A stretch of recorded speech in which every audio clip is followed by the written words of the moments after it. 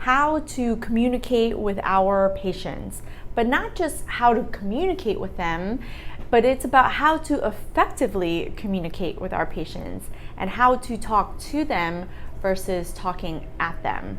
I'm going to share with you a few tips and a few guidelines that I kind of go by and train my staff to go by it. My name is Huang with Hand Therapy Secrets. If you want to communicate with your patients more effectively, then stay tuned, keep watching this video. And if you like videos like this and want more videos like this, then please just hit the subscribe button and let me know. That's how I know that you want to get more and more videos just like this, and I will create more and more just like this for you. So let's dive into how to effectively communicate with our patients. So one of the things that I always talk to my staff about is how to talk, how to speak to them versus at them. And a lot of times we're just so busy being clinicians, like we're just so excited to be hand therapists, we're so excited to work with certain cases and stuff like that, that we kind of forget that these are people with injuries. And so how do we communicate with them in a way that they want to keep listening? And they want to keep coming back to us, because if we can't speak to them well and effectively, and I always use that word effectively because we can talk for hours on end about freaking hand therapy stuff, but if we can't communicate with them effectively, then they won't come back and they won't, like allow us to help them further. Okay, so one of the first things that I like to make sure, and I'm going to use my blackboard here, so I'm going to write here effective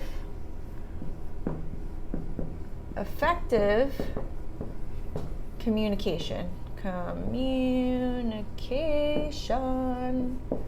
Did you know I'm not the best speller, but that's okay. I hope that you guys forgive me about that. So one of the ways that we want to make sure that we're effective is that we really, really need to listen. So how do we listen better to them? We want to listen to their stories, right? We want to listen to, really, most importantly, what they want. What do they want? And let's not be confused about what they want versus what we want. And I used to make this huge mistake all the time, because I would just make assumptions. So, well, you want this because this is like the way to do it, But sometimes people say stuff and they say they want things, but they don't actually know, right? They say they want to do a home exercise program, but not everyone wants to exercise at home.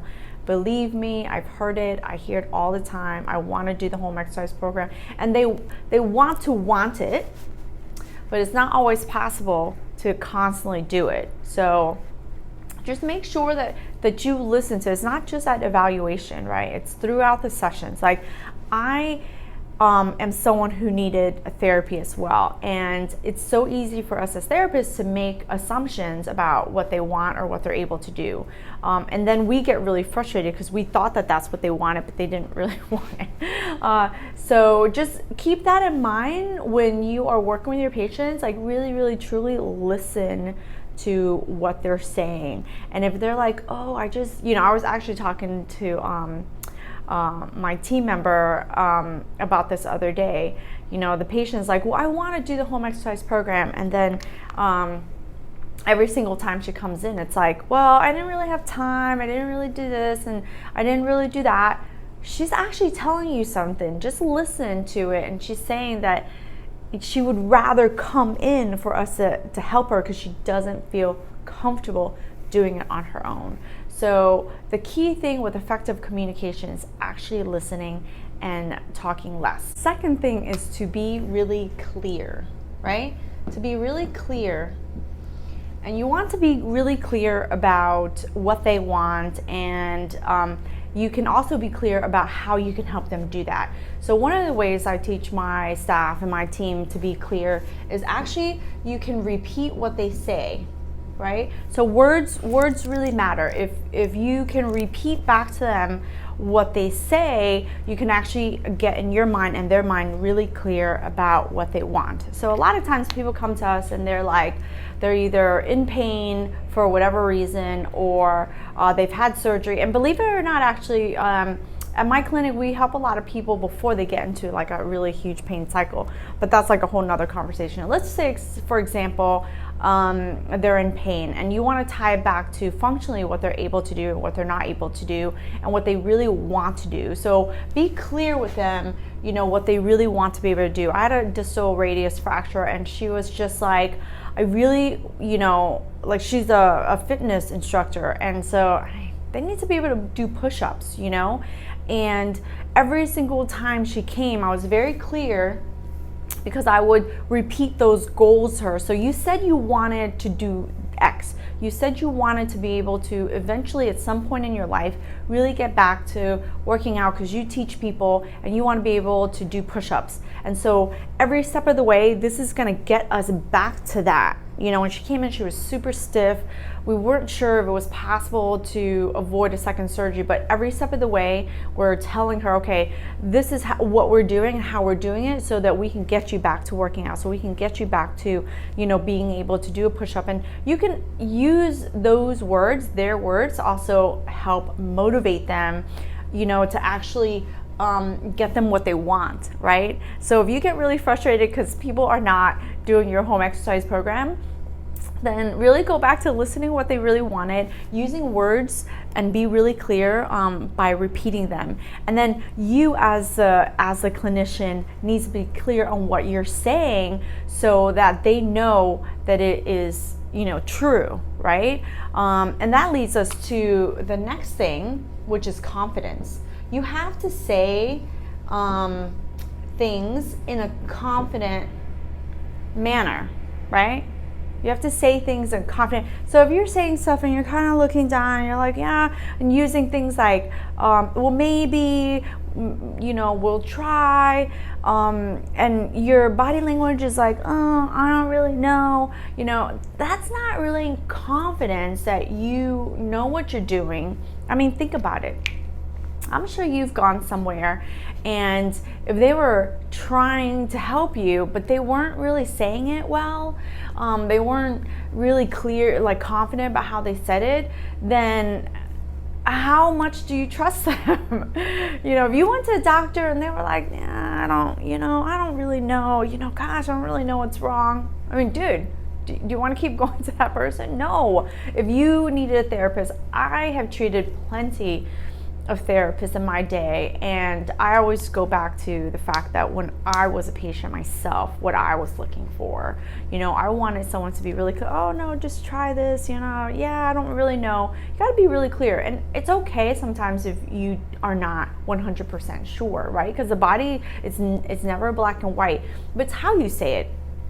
Well, I don't know if you're gonna get maximal potential because I need your help just as much as you need my help. So our progress is going to really depend on what you're able to do at home. That way we can progress each single time or each week or every month that you're coming in here, right? I'm saying I don't know exactly, but I do know that there's a lot of potential to getting you better and getting you to be able to do whatever it is, being able to get you back to doing fitness, being able to get you back to being a fitness instructor, and how much we can be able to put weight on your wrists.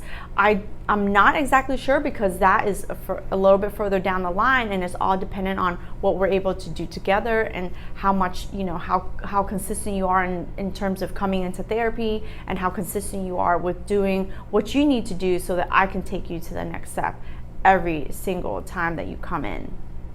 So I'm listening to them, I'm being really clear about what they need to do, what I need to do, repeating the words that they're saying to me, and then saying in a really confident way so they understand that I'm, like, at the end of the day, I'm really there to help them. So when you're talking to patients and you're speaking to them, that is some of the best ways to be an effective communicator. That's an effective way to be an effective communicator and bringing them to you and making sure that you're tying it back to what they want and not just about what you want, because it's so easy for us to convert back to, you know, talking about the distal radius and this joint and that joint and this muscle and that muscle, but patients really don't know.